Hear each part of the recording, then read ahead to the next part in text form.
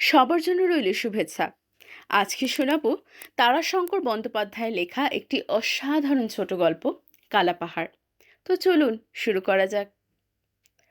সংসারে অবুঝকে বুঝাইতে যাওয়া বপ্পতুল্য বিরক্তি করার কিছু নাই। বয়স্ক অবুঝ শিশুর চেয়ে অনেক বেশি বিপত্তিকর। শিশু চাঁদ চাহিলে তাহাকে চাঁদের পরিবর্তে মিষ্টান্ন দিলে সে শান্ত হয়, তাহার না হইলে প্রহার করিলে সে কাঁদিতে কাঁদিতে ঘুমাইয়া পড়িয়া শান্ত হয়। কিন্তু বয়স্ক অবুঝ কিছুতেই বুঝিতে চায় না এবং ভবের মতো ভুলিতেও চায় না। যশোদানন্দন বহু যুক্তি তর্ক দিয়াও বাপকে বুঝাইতে পারিল না। অবশেষে যাহাকে বলে তিক্ত বিরক্ত তাই হইয়া সে বলিল, তবে তুমি যা মন তাই করোগে, যাও দুটো হাতি কিনে আনোগে। কল্পিত হাতি দুইটা বোধ করি সুর ঝাড়িয়া রংলালের গায়ে জল ছিটাইয়া দিল। রংলাল রাগিয়া আগুন হইয়া উঠিল। সে হুঁকা টানিতেছিল। কথাটা শুনিয়া কয়েক মুহূর্ত ছেলের মুখের দিকে চাহিয়া রইল। তারপর অকস্মাৎ হাতের হুঁকাটা সজোরে মাটির উপর আছাড় মারিয়া ভাঙিয়া ফেলিল। এই নে! যশোদা অবাক হইয়া বাপের মুখের দিকে চাহিয়া রহিল। রংলাল বলিল, হাতি হাতি বলে, ওরে হারামজাদা, কখন আমি হাতি কিনবো বলিসি? যশোদা এ কথার কোনো জবাব দিল না। সেও রাগে ফুলিতেছিল। গুম হইয়া বসিয়া রহিল। রংলাল এতক্ষণে বোধহয় হাতি কিনা কথাটার একটা জবাব খুঁজিয়া পাইয়াছিল। সেও এবার শ্লেষপূর্ণ স্বরে বলিল, হাতি কেন, দুটো ছাগল কিনবি বরং, ফলাও চাষ হবে, বাঁশের ঝাড়ের মতো ধানের ঝাড় হবে, 3 হাত লম্বা শীষ। চাষার ছেলে নেকা পরে শিখলে এমনই মুখুই হয় কি না? বলি, হারে মুখু, ভালো গরু না হলে চাষ হয়? লাঙ্গল মাটিতে ঢুকবে 1 হাত করি, 1 হেঁটো মাটি হবে গোদগোদে মুলাম, ময়দার মতো, তবে তো ধান হবে, ফসল হবে। রংলাল ধরিয়াছে এবার সে গরু কিনিবে। এই গরু কেনার ব্যাপার লইয়া মতদ্বৈধ হেতু পিতা পুত্রে কয়েকদিন হইতে কথা কাটাকাটি চলিতেছে। রংলাল বেশ বড় চাষি, তাহার জোতজমাও মোটা, জমিগুলোও প্রথম শ্রেণীর। চাষের উপর যত্ন অপরিসীম। বলশালী প্রকাণ্ড যেমন তার দেহ, চাষের কাজে খাটেও সে তেমনি অসুরের মতো। কার্পণ্য করিয়া এক বিন্দু শক্তিও সে কখনো অবশিষ্ট রাখে না। বোধ হয় এই কারণেই গরুর উপরে তাহার প্রচণ্ড শখ। তাহার গরু চাই সর্বাঙ্গ সুন্দর, কাঁচা বয়স, বাহারি রং, সুগঠিত শিং, সাপের মতো লেজ এবং আরও অনেক কিছু গুণ না থাকিলে গরু তাহার পছন্দ হয় না। আরও একটা কথা, এ চাকলার মধ্যে তাহার গরুর মতো গরু যেন আর কাহারও না থাকে। গরুর গলায় সে ঘুঙুর ও ঘণ্টার মালা ঝুলাইয়া দেয়। 2টি বেলা ছেঁড়া চট দিয়ে তাহাদের সর্বাঙ্গ ঝাড়িয়া মুছিয়া দেয়। শিং দুটিতে তেল মাখায়। সময়ে সময়ে তাহাদের পদসেবাও করে। কোনোদিন পরিশ্রম বেশি হইলে তাহাদের পা টিপিতে টিপিতে বলে, আহা কিষ্টুর জীব।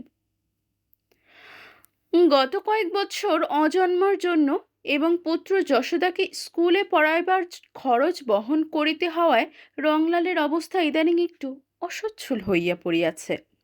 কিন্তু যশোদা এবার ম্যাট্রিক পাশ করিয়াছে, আর গতবার ধানও মন্দ হয় নাই।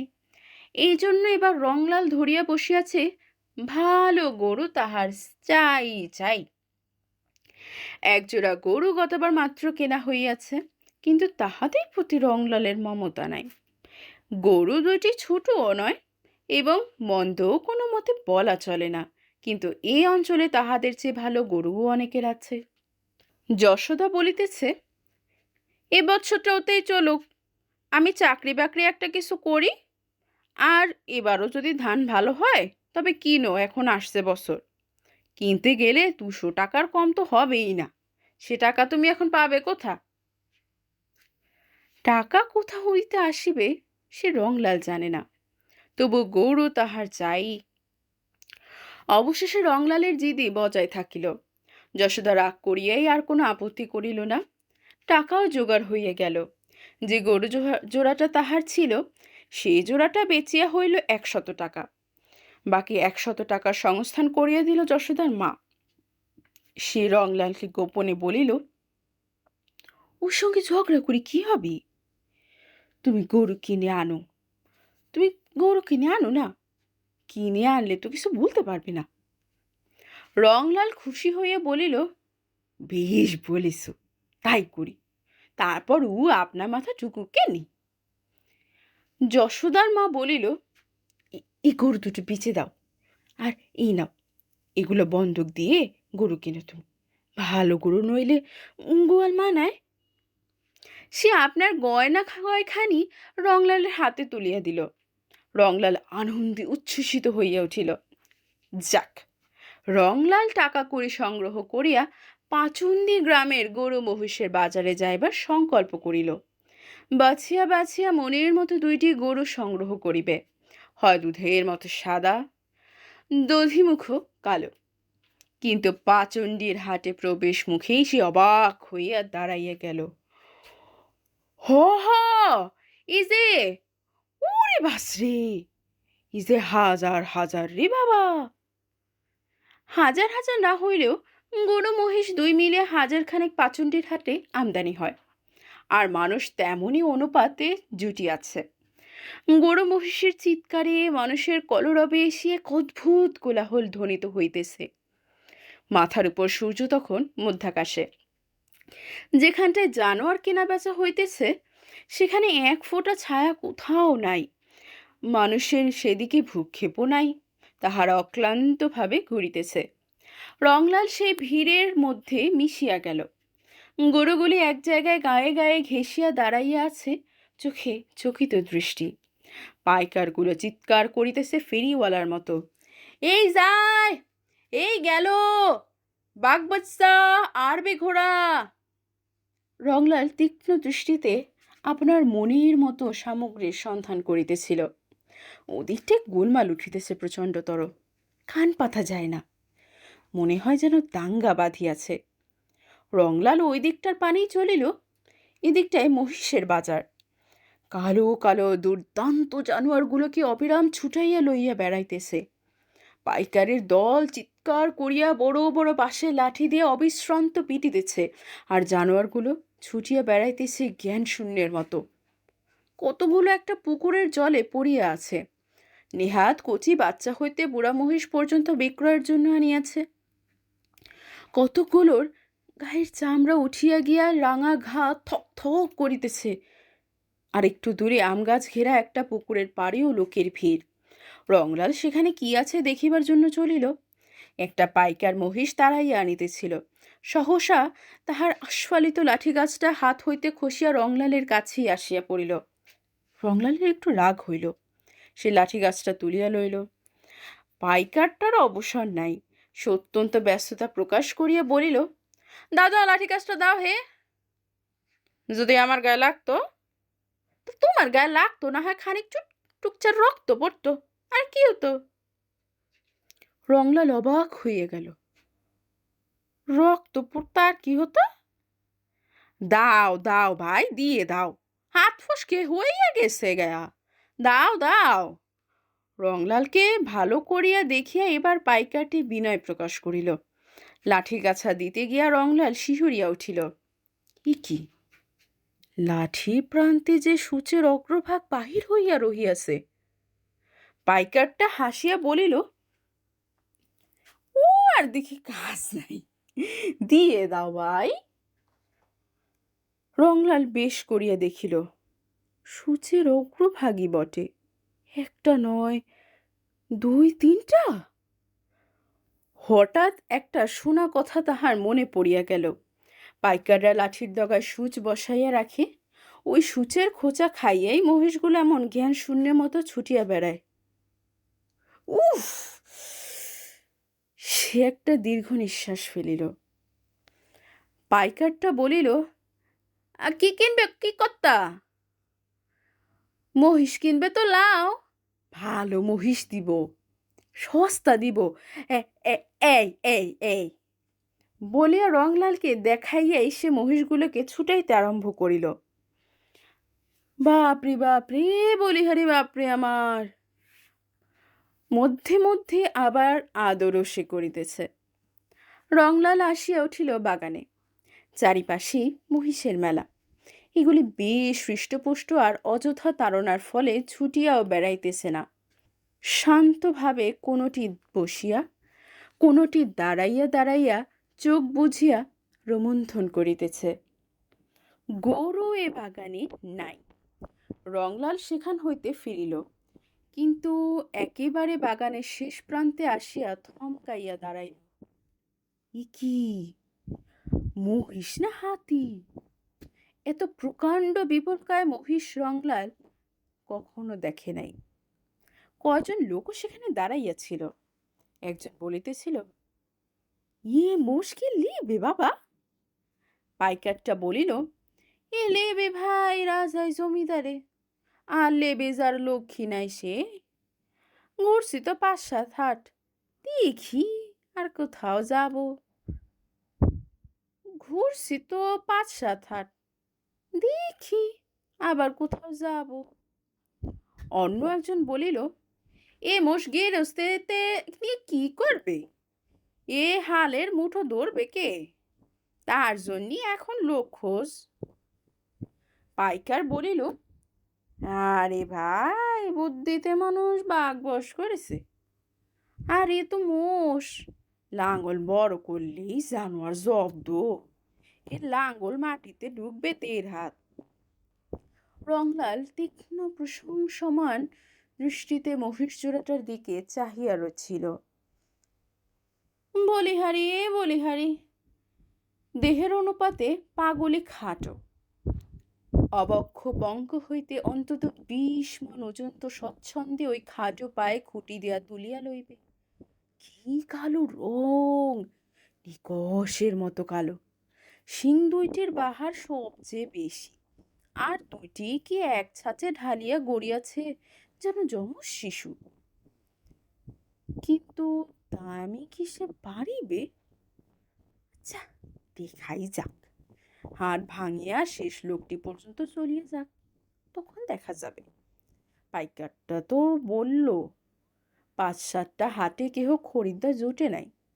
কথা তো শুধু টাকারই নয়, সকলের চেয়ে বড় কথা ওই জানোয়ার দুটি বিপুল উদর। রংলাল ওই মহিষ দুইটাই কিনিয়া ফেলিল। কিছুতেই সে প্রলোভন সংবরণ করিতে পারিল না। ওই টাকাতেই তাহার হইল। পাইকারটাও কয়েকটা হাট ঘুরিয়া ঘুরিয়া বিরক্ত হইয়া উঠিয়াছিল। অনেকগুলি টাকা তাহার এতদিন আবদ্ধ হইয়া আছে। সে যখন দেখিল সত্যই রংলালের আর সম্বল নাই, তখন 198 টাকাতেই মহিষ দুইটি রংলালকে দিয়া দিল। রংলালের মুখখানা উজ্জ্বল হইয়া উঠিল। সে কল্পনা নেত্রে দেশের লোকের প্রশংস বিস্ফারিত দৃষ্টি যেন প্রত্যক্ষ নিরীক্ষণ করিল। কিন্তু যত সে বাড়ির নিকটবর্তী হইল, ততই তাহার উৎসাহ ক্ষীণ হইয়া অবসাদ প্রবল হইয়া উঠিল। লেখাপড়া জানা ছেলেকে তাহার বড় ভয়। তাহার কথাবার্তা জবাব দিতে রংলালকে হাঁপাইয়া উঠিতে হয়। তাছাড়া এত বড় দুইটা জানোয়ারের উদর পূর্ণ করা তো সহজ নয়। একটাতেই দৈনিক 1-15 বেশিক্ষণ নস্যের মতো উদারসাদ করিয়া ফেলিবে। গিন্নি যশোদার মা কি বলিবে? সে মহিষের নাম শুনিলে জ্বলিয়া যায়। রংলাল মনে মনে চিন্তা করিয়া ক্লান্ত হইয়া অবশেষে একসময় বিদ্রোহ করিয়া ওঠে। কেন? কিসের ভয়? কাহাকেই বা ভয়? ঘরই বা কাহার? সম্পত্তির মালিকই বা কে? কাহার কথার অপেক্ষা করে সে? চাষ কেমন হইবে সে কথা কেহ জানে? রংলালের মনে হইল মাটির নিচে ঘুমন্ত লক্ষ্মীর যেন ঘুম ভাঙিতেছে। রংলালের মনে হইল মাটির নিচে ঘুমন্ত লক্ষ্মীর যেন ঘুম ভাঙিতেছে। মাটির নিরন্ধ্র আস্তরণ লাঙলের টানে চৌচির করিয়া দিলেই মা ঝাঁপিখানি কাখে করিয়া পৃথিবী আলো করিয়া আসন পাতিয়া বসিবেন। 1 হাঁটু দলদলে কাদা কেমন সুধা সুধা গন্ধ! ধানের চারা 3 দিনে 3 মূর্তি ধরিয়া পারিয়া উঠিবে। কিন্তু এই ভাবটুকু তাহার স্থায়ী হয় না। সে আবার ছেলে ও স্ত্রীর মুখ মনে করিয়া স্তিমিত হইয়া পড়ে। মনে মনে সে তাহাদের তুষ্টি সাধনের জন্য তোষামোদ বাক্য রচনা আরম্ভ করিল। বাড়িতে আসিয়া এসে যশোদাকে হাসিতে হাসিতে বলিল, হাতেই একজোড়া কিনলাম, তোর কথাই থাকলো। যশোদা মনে করিল, বাবা বোধহয় প্রকাণ্ড উঁচু একজোড়া বলদ কিনিয়াছে। সে বলিল, বেশ বড় গরু ভালো নয় বাপু, বেশ শক্ত শক্ত গিট গিট গড়ন হবে, উঁচুতেও খুব বড় না, সেই তো ভালো। এক মুখ হাসিয়া রংলাল বলিল, গরু কিনি নাই আমি, মোষ কিনলাম। যশোদার সবিস্ময়ে বলিল, মোষ? হ্যাঁ। যশোদার মা বলিল, মোষ কিনলে তুমি? হ্যাঁ। আর অমন হেসো না বাপু তুমি, আমার গা জ্বলে যাচ্ছে। যশোদার মা ঝংকার দিয়া উঠিল, আহা, আগে তাই চোখেই একবার দেখো, দেখেই যা হয় বলো। লাও লাও, জলের ঘটি লাও, হলুদ লাও, তেল লাও, সিঁদুর লাও, চলো দুগ্গা বলে ঘর ঢুকাও তো। দেখিয়া শুনিয়া যশোদার মুখ আরও ভারী হইয়া উঠিল। সে বলিল, নাও, এইবার চালের খড় কগাছাও টেনে নিয়ে দিও শেষে। ও কি সোজা পেট? এক একটির কুম্ভকর্ণের মতো খোরাক চাই, যুগিও কোথা হতে যোগাবে? যশোদার মা অবাক হইয়া মহিষ দুইটাকে দেখিতেছিল। খুব ভয়ঙ্কর, তবু একটা রূপ আছে যাহার আকর্ষণে মানুষ চাহিয়া দেখিতে হয়। মহিষ দুইটা ঈষৎ মাথা নামাইয়া তির্যক ভঙ্গিতে সকলকে চাহিয়া দেখিতেছিল। চোখের কালো অংশের রক্তাভ সাদা ক্ষেত্র খানিকটা বাহির হইয়া পড়িয়াছে। ভীষণ রূপের উপযুক্ত দৃষ্টি। রংলাল বলিল, দাও, পায়ে জল দাও। বাবারে, ওদের কাছে আমি যেতে পারবো না। না না না না, এসো তুমি কাছে এসো, কোনো ভয় নেই, চলে এসো তুমি, ভারী ঠান্ডা। যশোদার মা অত্যন্ত ভয়ে ভয়ে আগাইয়া আসে। মহিষ দুটি ফুস করিয়া নিঃশ্বাস ফেলিয়া কিছু বোধ করি বলিতে চাহে। রংলাল বলিল, এই খবরদার, মা হয় তোদের, ফেন দেবে, ভাত দেবে, ভুসি দেবে, বাড়ির গিন্নি চিনে রাখ।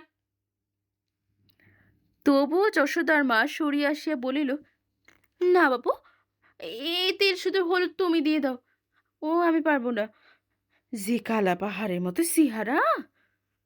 রংলাল বলিয়া উঠিল, বেশ বলেছ, একটার নাম থাকুক কালা পাহাড়, এইটা এইটা এইটাই বেশি মোটা, এইটাই হলো কালা পাহাড়। আর এইটার নাম কি হবে বলো দেখি? একটু চিন্তা করিয়া সে আবার বলিল, আরেকটার নাম কুম্ভকর্ণ। যশোদা বলেছে, বেশ বলেছে। যশোদার মাও খুশি হইয়া উঠিল, কিন্তু যশোদা খুশি হইল না। রংলাল বিরক্ত হইয়া বলিল, গমরামুখ আমি দেখতে লারি, সে গুড়ই হোক আর গোসাই হোক। রংলাল কালা পাহাড়ের পিঠে চড়িয়া কুম্ভকর্ণকে তারা দিতে দিতে তাহাদের নদীর ধারে চড়াইতে লইয়া যায় সকালেই, ফেরে বেলা 3টায়। শুধু যে এটা খড় বাঁচাইবার জন্যই সে করে তা নয়, এটা তাহাকে নিশার মতো পাইয়া বসিয়াছে।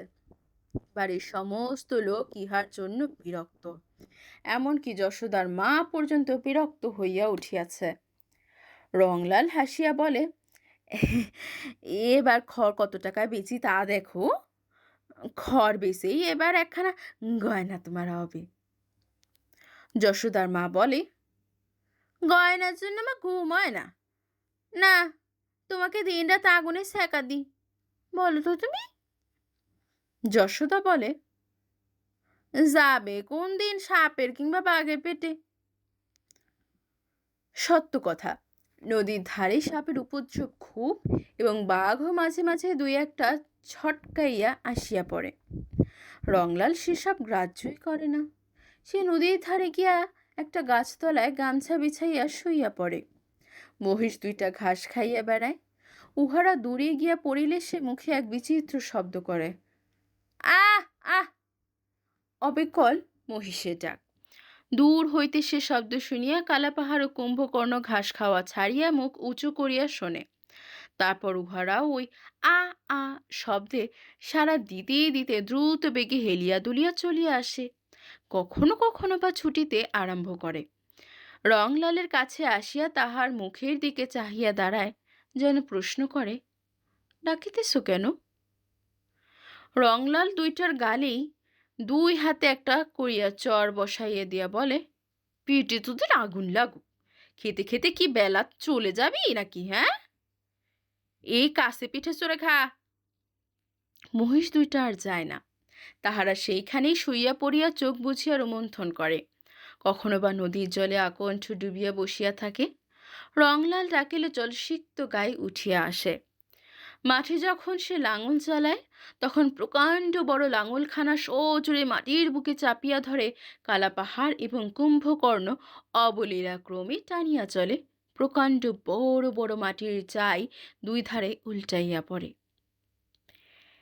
এক গাড়িটায় একতলা ঘরের সমান উঁচু করিয়া ধানের বোঝা চাপাইয়া দেয়। লোকে সবিস্ময়ে দেখে, রংলাল হাসে। মধ্যে মধ্যে কালাপাহাড় ও কুম্ভকর্ণকে লইয়া বিষম বিপদ বাঁধিয়া ওঠে।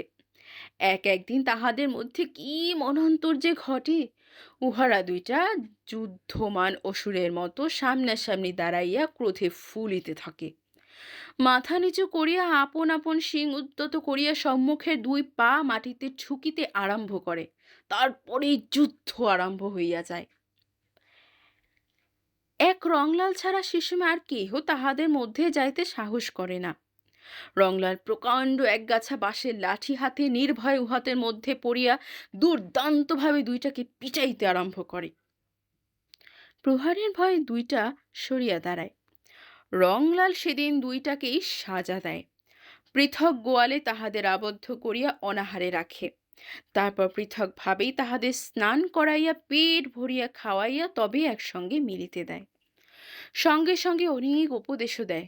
সি, ঝগড়া করতে নাই, একসঙ্গে মিলেমিশে থাকবি তবে তো। যাক, বছর তিনেক পরে অকস্মাৎ একদিন একটা দুর্ঘটনা ঘটিয়া গেল। গ্রীষ্মের সময় রংলা নদীর ধারে বেশ একটি কুঞ্জবনের মতো গোলমাচ্ছদনের মধ্যে নিশ্চিন্ত নিদ্রায় মগ্ন ছিল। কালাপাহাড় ও কুম্ভকর্ণ অদূরেই ঘাস খাইতেছে। অকস্মাৎ একটা জাতীয় ফ্যাস ফ্যাস শব্দে ঘুম ভাঙিয়া চোখ মেলিয়েই রংলালের রক্ত হিম হইয়া গেল। নিবিড় গুল্ম বনটার প্রবেশ পথের মুখেই একটা চিতা বাঘ হিংস্র দৃষ্টিতে তাহারই দিকে চাহিয়া আছে। হিংস্র রোলুপ্তায় তাহার দাঁতগুলা বাহির হইয়া পড়িয়াছে। সে ফ্যাস ফ্যাস শব্দ করিয়া বোধহয় আক্রমণের সূচনা করিতেছে। রংলাল ভীরু নয়।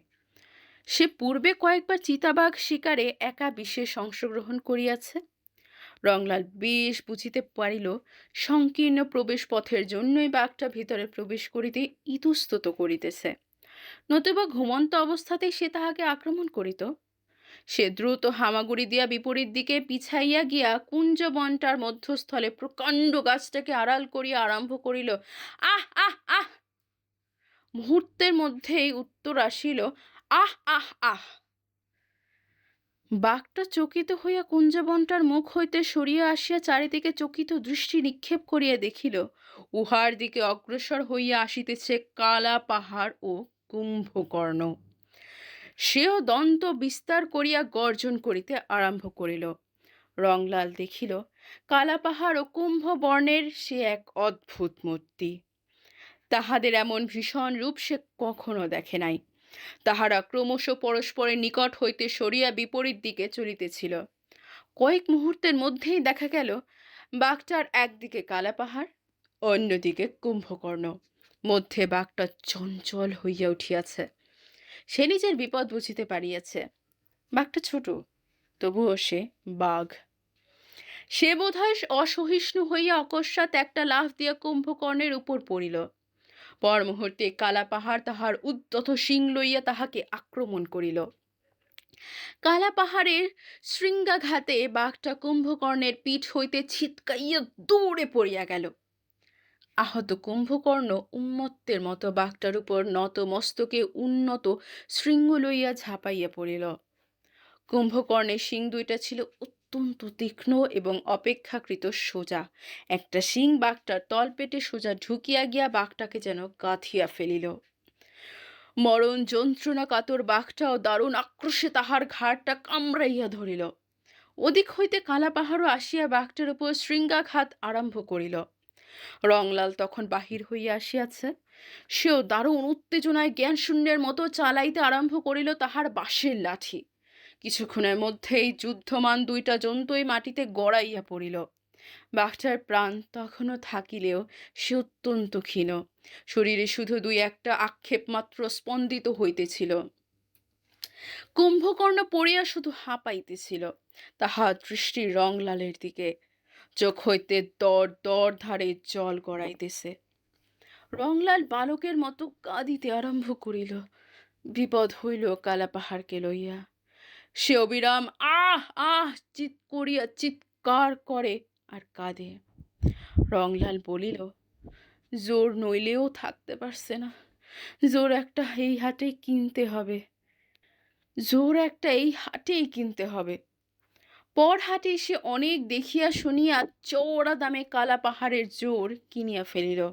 টাকা লাগিল অনেক, একটারই দাম দিতে হইল 150 টাকা। কিন্তু তবুও কালা পাহাড়ের যোগ্য সাথী হইল না।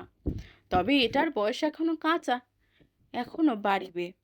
ভবিষ্যতে 2-1 বৎসরের মধ্যেই কালা পাহাড়ের সমকক্ষ হইবে বলিয়া মনে হয়। এই তো সবে চারখানি দাঁত উঠিয়াছে। কালা পাহাড় কিন্তু তাহাকে দেখিবা মাত্র ক্রুদ্ধ হইয়া উঠিল। সে শিং বাঁকাইয়া পা দিয়া মাটি খুঁড়িতে আরম্ভ করিল। রংলাল তাড়াতাড়ি কালা পাহাড়কে শিকলে আবদ্ধ করিয়া দূরে বাঁধিয়া বলিল, পছন্দ হচ্ছে না বুঝি ওকে? না, ওসব হবে না, মারলে হাড় ভেঙে দেব তোমার তাহলে। নূতনটাকেও বাঁধিয়া জাপ দিয়া সে বাড়ির ভিতর আসিয়া স্ত্রীকে বলিল, কালা পাহাড় তো খেপে উঠেছে একে দেখে, সে রাগ কত। যশোদার মা বলিল, আহা বাপু, কুম্ভকর্ণকে বেচারা ভুলতে লারছে, কতদিনের ভাব। কথাটা বলিয়াই সে স্বামীর দিকে চাহিয়া ফিক করিয়া হাসিয়া ফেলিল। রংলালও হাসিল। এদিক ওদিক চাহিয়া দেখিয়া সে ফিসফিস করিয়া বলিল, যেমন তোমাতে আমাতে। মরণ তোমার, কোথায় সিঁড়ি দেখো কেনে, ওরা হলো বন্ধু। তা বটে। রংলাল পরাজয় মানিয়া অপুলকিত না হইয়া পারিল না।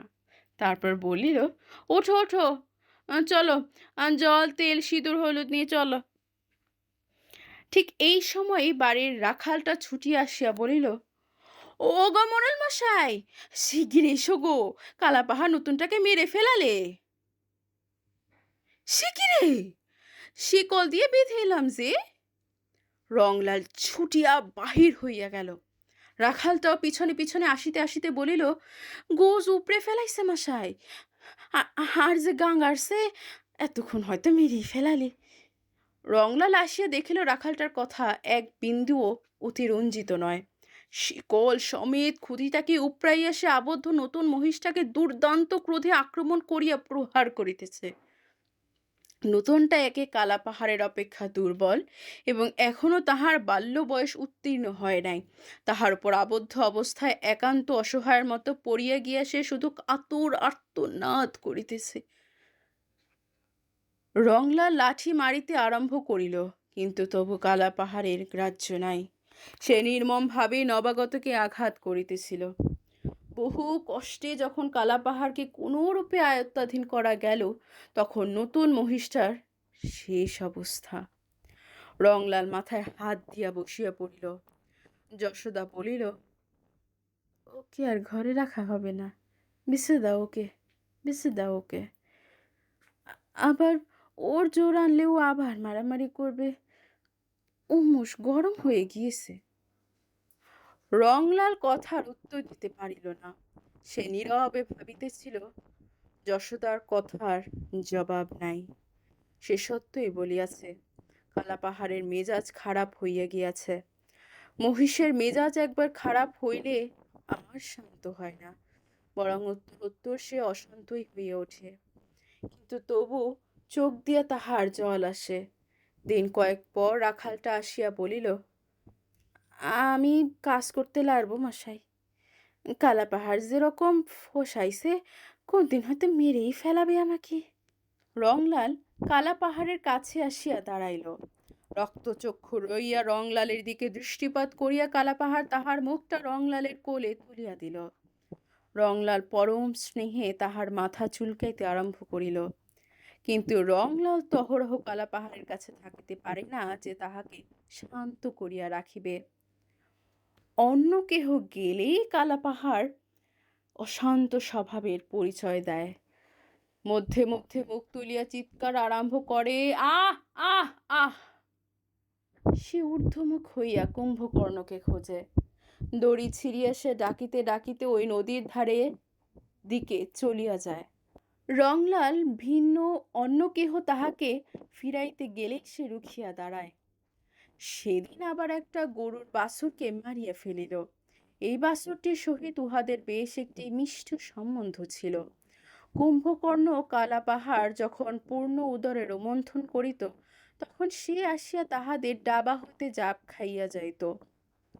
নিতান্ত অল্প বয়সে বহুদিন অবুঝের মতো সে তাহাতে পেটের তলায় মাতৃস্তন্যের সন্ধান করিত। কিন্তু সেদিন কালাপাহাড়ের মেজাজ ভালো ছিল না। বাছুরটা ডাবায় জাপ খাইবার জন্য আসিয়া তাহার মুখের সম্মুখ দিয়াই মুখ বাড়াইল। কালাপাহাড় প্রচণ্ড ক্রোধে শিং দিয়ে আঘাত করিয়া তাহাকে সরাইয়া দিল। যশোদা আর রংলালের অপেক্ষা করিল না, সে পাইকার ডাকিয়া কালাপাহাড়কে বিক্রয় করিয়া দিল। নিতান্ত অল্প দামেই বেচিতে হইল। পাইকারটা বলিল, 60 টাকাই হয়তো আমার লোকসান হবে।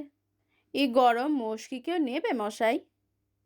যশোদা অনেক কথা কাটাকাটি করিয়া আর 5টি টাকা মাত্র বাড়াইতে সক্ষম হইল। পাইকারটা কালাপাহাড়কে লইয়া চলিয়া গেল। রংলাল নীরবে মাটির দিক চাহিয়া বসিয়া রহিল। আহ আহ আহ। রংলাল তখনও চুপ করিয়া বসিয়াছিল। আ আহ শব্দ শুনিয়া সে চমকিয়া উঠিল। সত্যই তো কালাপাহাড়। কালাপাহাড় ফিরিয়া আসিয়াছে। রংলাল ছুটিয়া গিয়া তাহার কাছে দাঁড়াইল। কালাপাহাড় তাহার কোলে মাথাটা তুলিয়া দিল। পাইকারটা আসিয়া বলিল, আমার টাকা ফিরে দেন মশাই, এ মোষ আমি নেব না। বাপরি বাপরি, আমার জান মেরে ফেলা তো মশাই। জানা গেল খানিকটা পথ কালাপাহাড় বেশ গিয়াছিল, কিন্তু তাহার পর সে এমন খুঁট লইয়া দাঁড়াইল যে কার সাধ্য উহাকে এক পা নড়ায়। পাইকারটা বলিল, লাঠি যদি তুললাম মশাই। ওরে বাপরে, শিওর চাওনি কি? তারপরে এমন তারা আমাকে দিলে আমি আধ কোষ ছুটে পালাই, তবে রক্ষে। তখন ও আপনার ফিরল, একেবারে ঊর্ধ্বশ্বাসে ছুটে চলে এলো। আমার টাকা কটা ফিরে দেন মশাই। সে আপনার টাকা ফিরাইয়া লইয়া চলিয়া গেল। যশোদা বলিল, এক কাজ করো তবে, হাঁটে যাও বড়। রংলাল বলিল, আমি পারবো না। আর কে নিয়ে যেতে পারবে না গেলে? অগত্যা রংলালই লইয়া গেল। পথে সে অনেক কাঁদিল। এই হাট হইতেই কালাপাহাড়কে সে কিনিয়াছিল। কিন্তু ফিরিল সে হাসিতে হাসিতে। কালাপাহাড়কে কেহ কেনে নাই।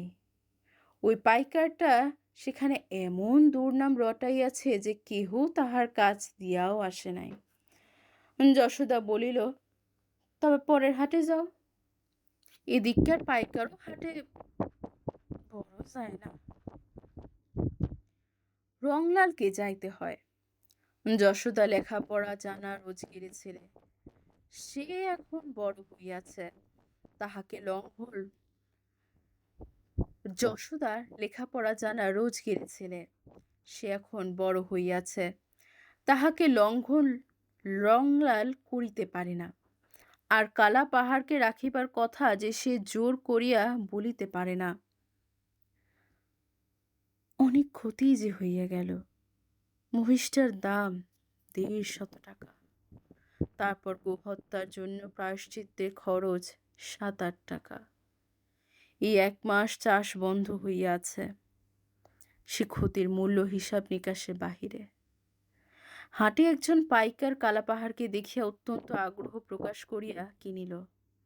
এক বড় জমিদারের এমনই একটি মহিষের বরাত আছে। দাম সে ভালোই দিল, ১০৫ টাকা। রংলাল বলিল, এই দেখো ভাই, মোষটা আমার ভারী গা ঘেঁষা। এখন এখানে যেমন বাধা আছে থাক, আমি চলে যাই, তারপর তোমরা নিয়ে যেও, হ্যাঁ? নইলে হয়তো চেঁচাবে, দুষ্টুমি করবে। তাহার চোখ দিয়া জল পড়িতেছিল। পাইকারটা হাসিয়া বলিল, তা বেশ, থাকুক এখানে, তুমি যাও। রংলাল তাড়াতাড়ি পা চালাইয়া একেবারে শহরের স্টেশনে ট্রেনে চাপিয়া বসিল। হাঁটিয়া ফিরিবার মতো শক্তি তাহার ছিল না। কিছুক্ষণ পরই পাইকার কালাপাহাড়ের দড়ি ধরিয়া টান দিল। কালাপাহাড় তাহার দিকে চাহিয়া চকিত হইয়া চারিদিকে চাহিতে চাহিতে ডাকিল, আহ আহ আহ। সে রংলালকে খুঁজিতেছিল, কিন্তু কই, সে কই? পাইকারটা লাঠি দিয়া মৃদু আঘাত করিয়া তাড়া দিল, চল চল। কালাপাহাড় আবার ডাকিল, আ আ আ। সে খুঁট পাতিয়া দাঁড়াইল, যাইবে না। পাইকারটা আবার তাহাকে আঘাত করিল। কালাপাহাড় পাগলের মতো চারিদিকে রংলালকে খুঁজিতেছিল, কই, সে কই? নাই, সে তো নাই। কালাপাহাড় দুর্দান্ত টানে পাইকারের হাত হইতে আপন গলার দড়ি ছিনাইয়া লইয়া ছুটিল। এই পথ, এই পথ দিয়েই তাহারা আসিয়াছে। ঊর্ধ্বমুখে সে ছুটিতেছিল আর প্রাণপণে ডাকিতেছিল, আ আ আ। পাইকারটা কয়েকজনকে জুটাইয়া লইয়া কালাপাহাড়ের পথ রোধ করিল, কিন্তু দুর্দান্ত কালাপাহাড় পিঠের উপর লাঠি বর্ষণ অগ্রাহ্য করিয়া সম্মুখের লোকটাকেই শিং দিয়া শূন্যে নিক্ষেপ করিয়া আপন পথ মুক্ত করিয়া লইয়া উন্মত্তের মতো ছুটিল। কিন্তু এ কি? এই সব যে তাহার সম্পূর্ণ অপরিচিত। শহরের রাস্তার দুই পাশে সারি সারি দোকান, এত জনতা, ওটা কি? একখানা ঘোড়ার গাড়ি আসিতেছিল। কালাপাহাড় ভয়ে একটা পাশের রাস্তা দিয়ে ছুটিল। রাস্তার লোকজন হৈ হৈ করিতেছিল, কার মোষ, কার মোষ। ও কি অদ্ভুত আকার, বিকট শব্দ। একখানা মোটর কার আসিতেছে। কালাপাহাড়ে জ্ঞান লোপ পাইয়া গেল। তাহার মনশ্চক্ষে আপনার বাড়িখানি দেখিতেছিল, আর রংলালকে তারস্বরে ডাকিতেছিল। সে একেবারে একখানা পানের দোকান চুরমার করিয়া দিয়ে আবার বিপরীত দিকে ফিরিল। লোকজন প্রাণ ভয়ে ছুটিয়া পলাইতেছিল। কালাপাহাড়ও প্রাণ ভয়েই ছুটিতেছিল। দেখিতে দেখিতে ২টা লোক জখম হইয়া গেল। কালাপাহাড় ছুটিতেছে আর রংলালকে ডাকিতেছে, আ আ আ। কিন্তু এ কি? ঘুরিয়া ফিরিয়া সে কোথায় যাইতেছে? কোথায়? কত দূরে তাহার বাড়ি? আবার সে বিকট শব্দ, সেই অপরিচিত জানোয়ার। এবার সে ক্রুদ্ধ বিক্রমে তাহার সহিত লড়িবার জন্য দাঁড়াইল। মোটরখানাও তাহারই সন্ধানে আসিয়াছে। পুলিশ সাহেবের মোটর। পাগলা মহিষের সংবাদ পৌঁছিয়া গিয়াছে। মোটরখানা দাঁড়াইল। কালাপাহাড় প্রচণ্ড বিক্রমে অগ্রসর হইল, কিন্তু তাহার পূর্বেই ধ্বনিত হইল একটা কঠিন উচ্চ শব্দ। কালাপাহাড় কিছু বুঝিল না, কিন্তু অত্যন্ত কঠিন নিদারুণ যন্ত্রণা, মুহূর্তের জন্য। তারপর সে টলিতে টলিতে মাটিতে লুটাইয়া পড়িল। সাহেব রিভলভারটা খাপে পুরিয়া সঙ্গের কনস্টেবলকে নামাইয়া দিলেন। বলিলেন, ডম লক্ষ্য পোলাও। আপনাদের ধন্যবাদ গল্পটি মনোযোগ দিয়ে শোনার জন্য। আপনাদের কেমন লেগেছে জানাতে ভুলবেন না। গল্পটি ভালো লাগলে শেয়ার করুন এবং চ্যানেলে সাবস্ক্রাইব করুন নতুন নতুন গল্প শোনার জন্য। ধন্যবাদ সবাইকে।